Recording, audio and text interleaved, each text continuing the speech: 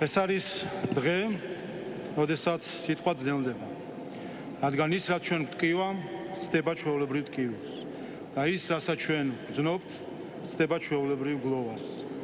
ეს დღეები ჩვენ მდგავართ სიჩუმეში, რომელიც სავსეა ლოცვით.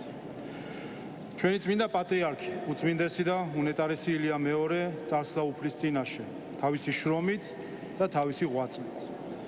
მისი ღვაწლი ვართ ჩვენ, მისი ერი, მისი საწყო, მისი სულიერი შვილები. უფალმა ის მოავლინა მარტო კაცად და ის უბრუნდება შემოქმედს მთელი ერით, ასე ხილულად, ასე ერთად, ასე გამთლიანებულად, როგორც ამ დღეებში ყველა მცხადად ვიხილეთ.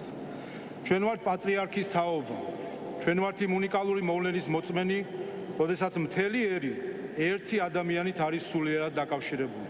როდესაც საქართველოს ყველა მოქმედი სასულიერო პირი მისი ლოცვა კურთხევით არის ხელდასხმული და საქართველოს ქრისტიანთა აბსოლუტური უმრავლესობა მისი ლოცვა კურთხევით მონათლული. ჩვენი 2000 სულოვანი ეკლესიის დღევანდელი სიმრავლე, სახე და ფორმა მის მიერ არის შექმნილი. უწმინდესი და უნეტარესი აღმოჩნდა ჩვენი ერისა და ეკლესიის ის მტკიცე დუღაბი, რომელმაც უღმერთობისა და ნიჰილიზმის დროში ჩვენი წარსული აწყოსთან, ხოლო აწყო მომავალთან დააკავშირა. და მართლაც, ჩვენ ვიხილეთ ღვთის სასწაული, ფერფლიდან აღდგარი ქართული ეკლესია, რომელიც მან მარტო შიშველი ხელებით თავიდან გამოკვეთა. მან ეს შეძლო, იმიტომ, რომ იცოდა მთავარი. დღევანდელ მსოფლიოში მრავალი ღირებულება იბრძვის პირველობისთვის. თავისუფლება, თანასწორობა, სოლიდარობა, სამართლიანობა.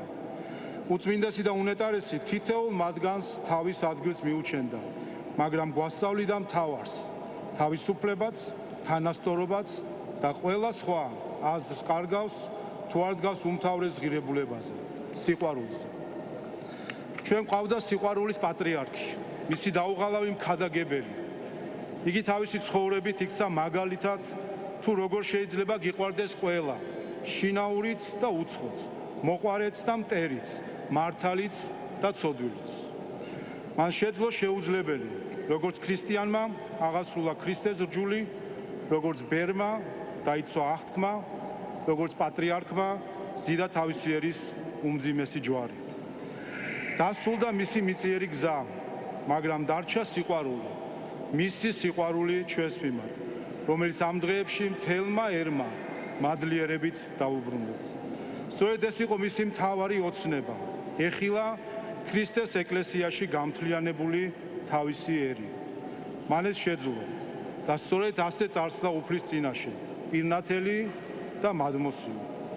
ეს ვარ ჩვენ, მისი თაობა, რომელთაც ვიცხოვრეთ მასთან ერთად, ვიხილეთ იგი, ვიგრძენით მისი მადლით და ვამოწმებთ მის სიდიადეს.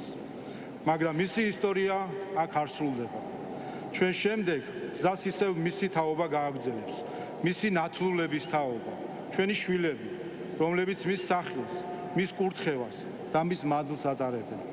ასე გასდო მან ხიდი დროთა შორის და შეადუღაბა ჩვენი ერი. დიდხარ შენ უფალო და საკვირველო არიან საქმენი შენი.